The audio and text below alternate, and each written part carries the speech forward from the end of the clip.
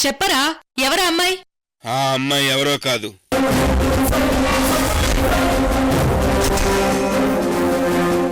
పార్థు గారు నన్ను ప్రేమించడం ఏంటి?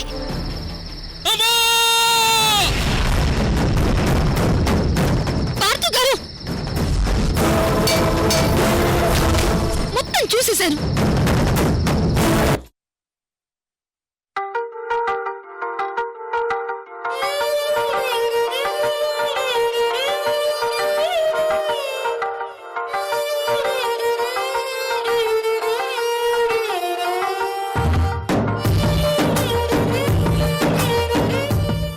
ఐశ్వర్యని ప్రేమించానని, తనని ఎలాగైనా కన్విన్స్ చేసి పెళ్లి చేసుకుందామని ఇన్ని రోజులు ఇంట్లో ఉన్నాను. కానీ ఇప్పుడు ఇంట్లో ఉండడం కరెక్ట్ కాదు. వెంటనే ఇంటి నుండి దూరంగా వెళ్ళిపోతాను. ఐశ్వర్యకు సంబంధించిన గుర్తులు, జ్ఞాపకాలు నా మైండ్లో రాకుండా ఎటైనా దూరంగా వెళ్ళిపోతాను.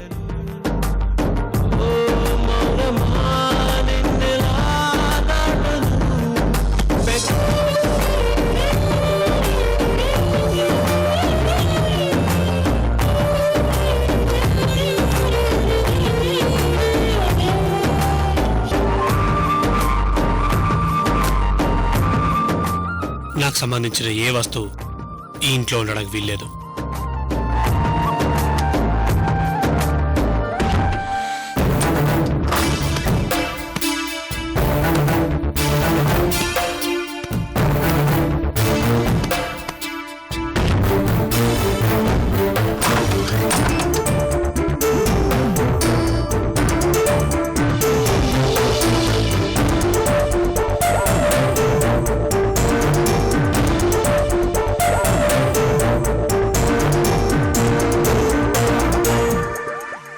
ఇదేంటి?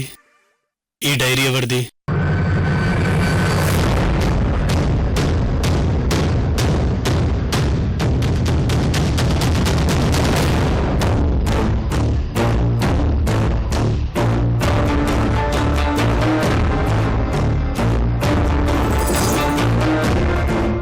Please don't touch this, it's confidential. Aishwarya.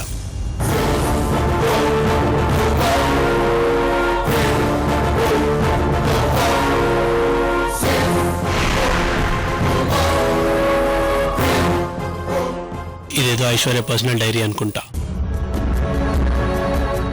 చదవడం మేనస్ కాదు.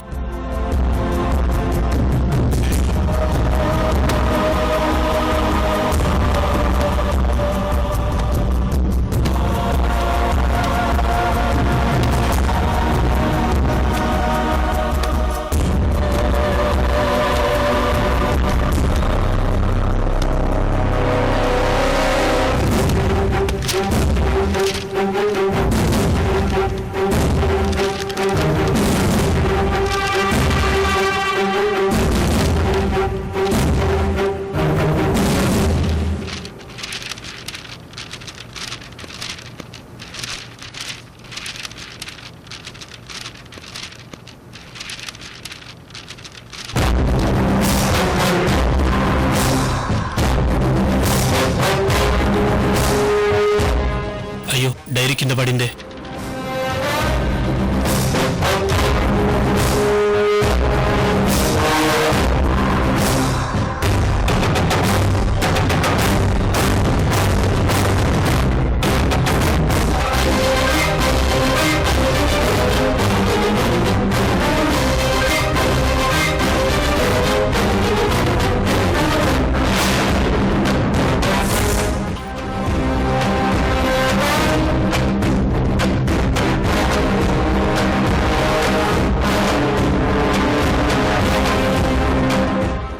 పెళ్లి చేసుకోవాల్సిన పార్థుని ఆ అమూల్య పెళ్లి చేసుకుంది.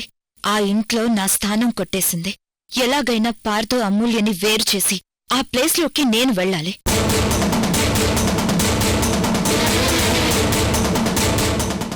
ప్లాన్ చేసి అమూల్యని పార్థుని విడగొట్టాలని ఎంతో కష్టపడి ఎవ్వరికీ తెలియకుండా అమూల్యని న్యూజిలాండ్ పంపాలనుకున్నాను.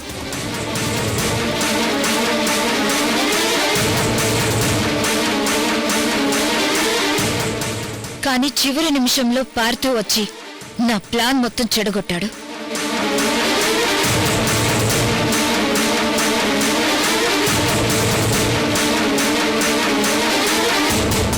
తర్వాత వాళ్ళిద్దరినే విడగొట్టాలని రకరకాలుగా ట్రై చేస్తుంటే అమూల్యని పార్థు ప్రేమించిన విషయం తెలిసింది.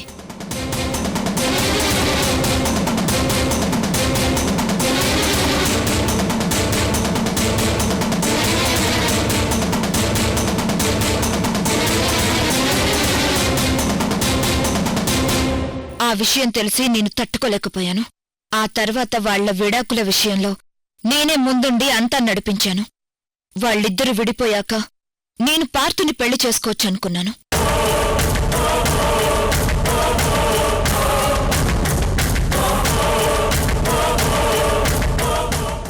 కాని అమూల్య స్వయంగా వచ్చి పార్థుని పెళ్లి చేసుకోమని అడిగింది. కాని అదంతా నా ప్లాన్ అని ఎవ్వరికీ తెలీదు.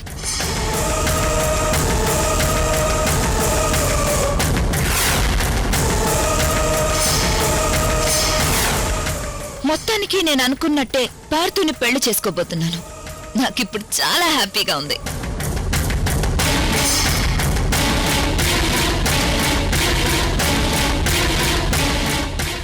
అసలేంటిదంతా?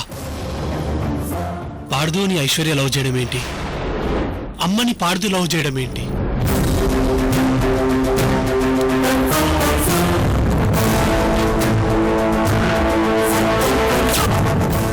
దీన్ని బట్టి ఆలోచిస్తే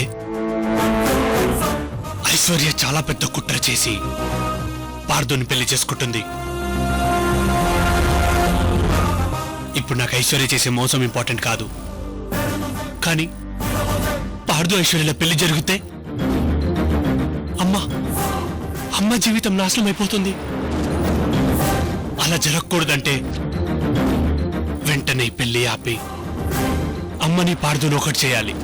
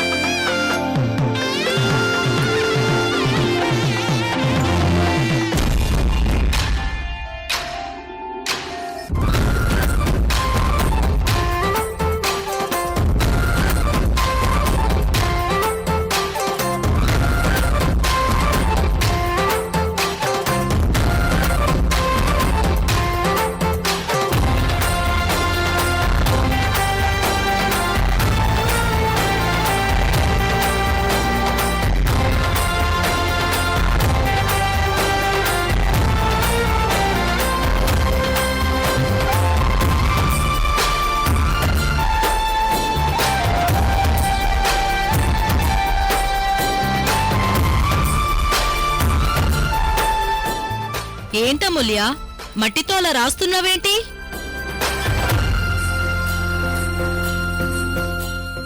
ఏంటొదిన గారు, పెళ్లికి ముందులా ఎర్రమట్టితో రాస్తారని కూడా మీకు తెలీదా?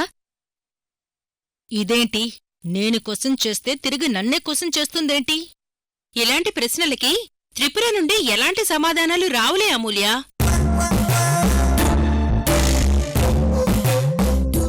నా కూతురు చిన్నప్పటినుంచి కూడా ఆచారాలకి ఆమడ దూరంలోనూ సంప్రదాయాలకి కిలోమీటర్ల దూరంలోనూ ఉంటుందిలే. ఇంకా ఇలాంటివేం తెలుస్తాయి పాపం. అమ్మా, పెళ్ళప్పుడు కూడా ఏంటి నా మీద కసబుస్సులు ఆడాల్సిందేనా? అయ్యో, నేనేమన్నానే? ఇవన్నీ నీకు తెలియవని చెప్తున్నానంతే. అయితే వదిన గారు, నిజంగానే మీకిలాంటివేమీ తెలియదైతే. పెళ్లి తంతులో కాళ్ల గోళ్లు తీసే ముందు ఇలా ఎర్రమట్టితో నేల మీద రాయాలి. దానిమీద ముగ్గు వేయాలి.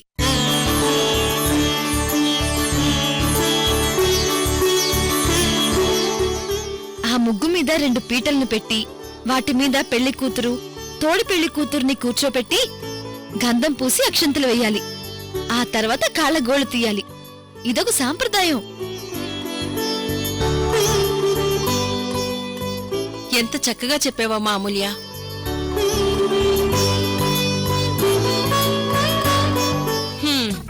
అయినా నువ్వెంత చెప్పినా నీ నోరు నొప్పి పుట్టడం తప్ప ఇలాంటి విషయాలు ఈ మట్టి బుర్రకి ఏమీ అర్థం కావులేమ్మా అమూల్య. మీరిద్దరూ ఉన్నప్పుడు మీతో పాటు నేనున్నాను చూడు, అది నా బుద్ధి తక్కువ. నేను ఐశ్వర్య దగ్గరికి వెళ్తున్నాను.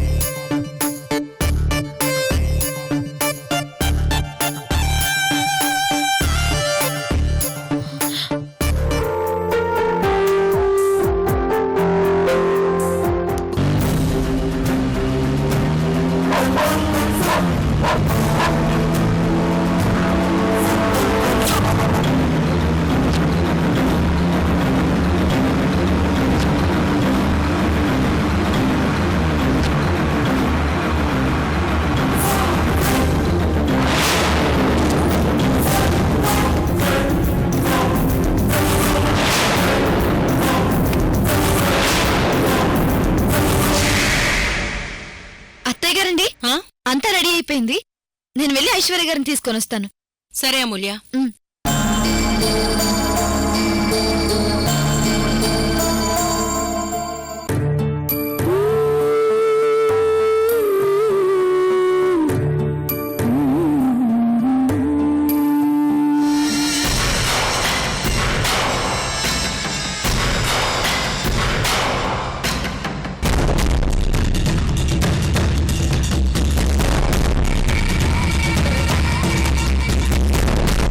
ఐశ్వర్య గారు, మీకు కాళ్ళ గోళ్ళు తీయాలి. వెళ్దాం పదండి.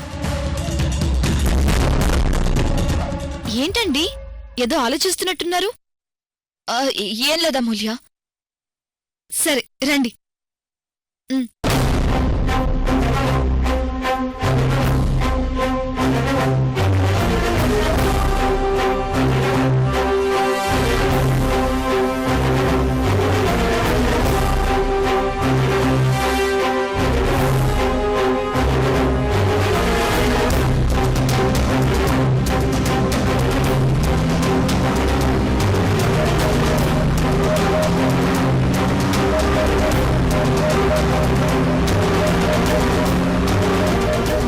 ఇన్నాళ్ళు అమ్మంటే పార్దుకి ఇష్టం లేక విడాకులు తీసుకుంటున్నాడేమో అనుకున్నాను. కానీ తన అమ్మని ఇంతగా ప్రేమిస్తున్నాడు అనుకోలేదు.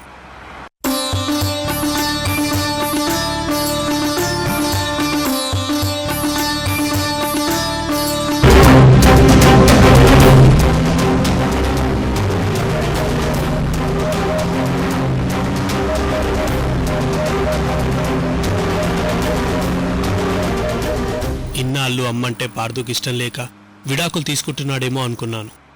కానీ తన అమ్మని ఇంతగా ప్రేమిస్తున్నాడు అనుకోలేదు.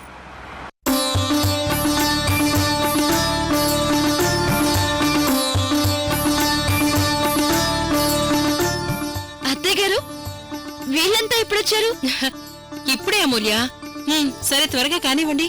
అవతల మనం చూసుకోవాల్సిన పెళ్లి పనులు చాలా ఉన్నాయి. అలాగే అత్తయ్య గారు. ఐశ్వర్య గారు రండి, కూర్చోండి.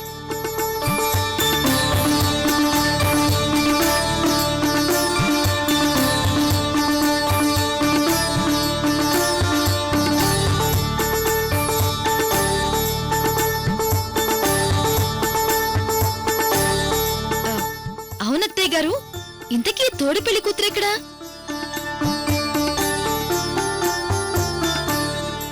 ఇక్కడున్నాను.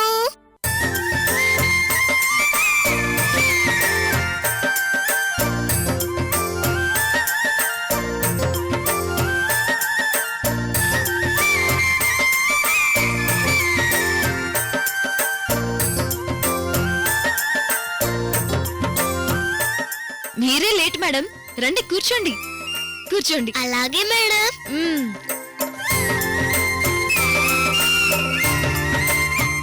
అత్తయ్య గారు, నేను వెళ్ళి గంధం, తాంబూలం, అక్షంతలు అన్ని తీసుకొస్తాను.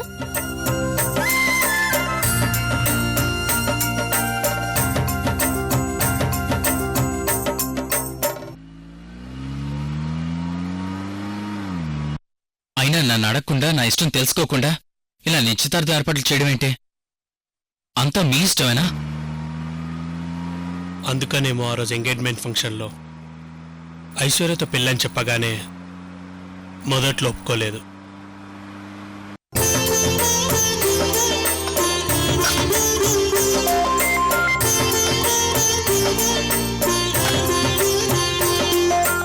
అత్తయ్య గారు, ముందు మీరు పెట్టండి.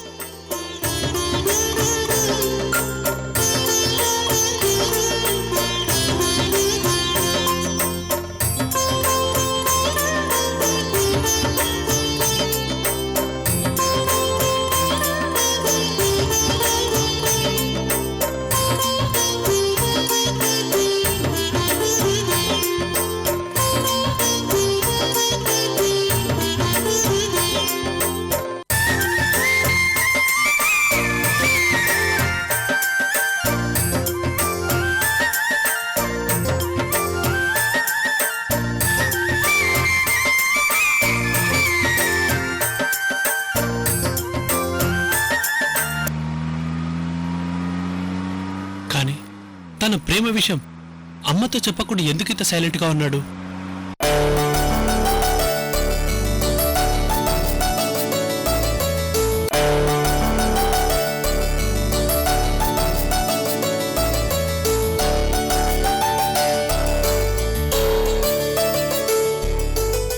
అమ్మా, ఇప్పుడు నేను నలుగు పెడతాను.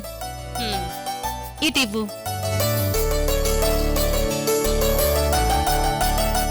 అయ్యో వదిన గారు, ఇందాక అత్తయ్య గారు ఎలా చేశారో మీరు చూశారు కదా.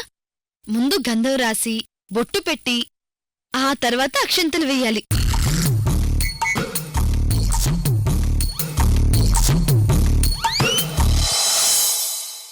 అందరి ముందు నా పరువు తీసేసింది.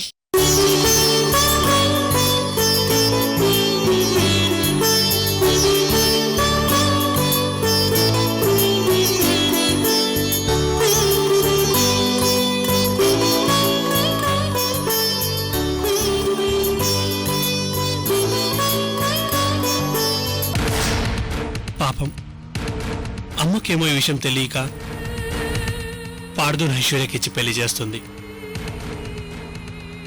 ఎలాగైనా పెళ్లి నాపాలి.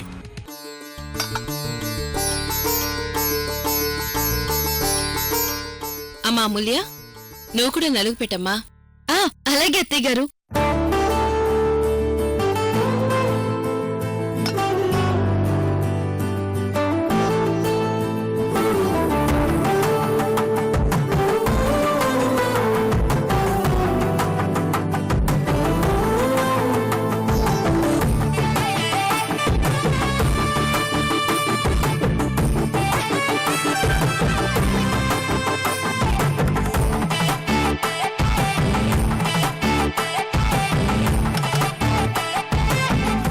మీరు కూడా నలుగు పెట్టండి.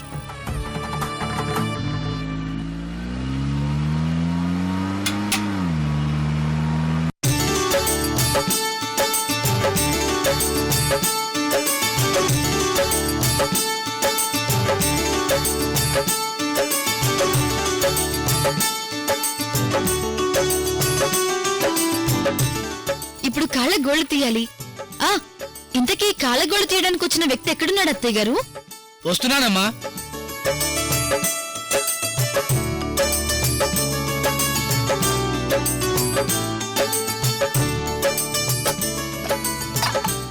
కాలిగోళ్లు తీసే ముందు వీళ్ళిద్దరిని డబ్బుతో దిష్టి తీసి ఆ డబ్బుని బాక్సులో వేయాలి.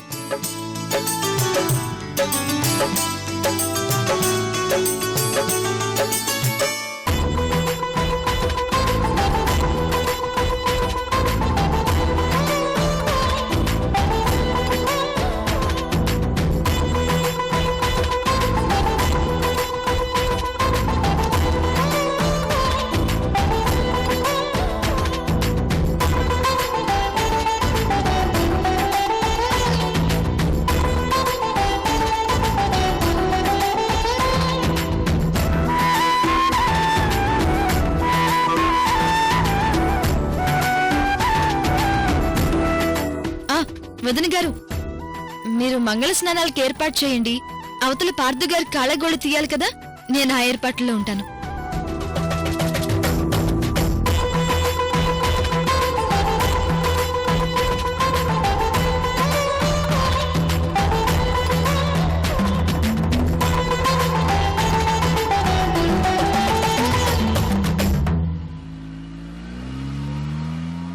అసలు పార్దు ఎందుకు ఇలా సైలెంట్గా ఉన్నాడో తెలుసుకోవాలి.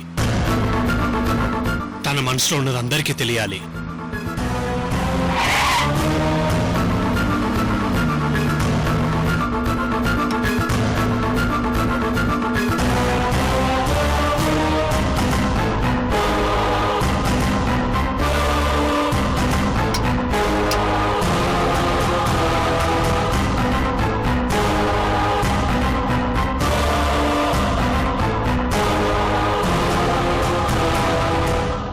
అమ్మా అమూల్య, పార్దు నిన్ను ప్రేమిస్తున్న విషయం నీకు తప్ప అందరికీ తెలుసు. పార్దుని నిలదీసి నీకు కూడా వాడి ప్రేమ తెలిసేలా చేయాలని ఉంది. కానీ ఎవ్వరికీ చెప్పొద్దని అన్నపూర్ణ చెప్పింది. నాకు చాలా బాధగా ఉందమ్మా. మావయ్య గారు, ఇక్కడంతా రెడీ, మీరెళ్ళి పార్థు గారిని తీసుకురండి. అలాగేనమ్మా.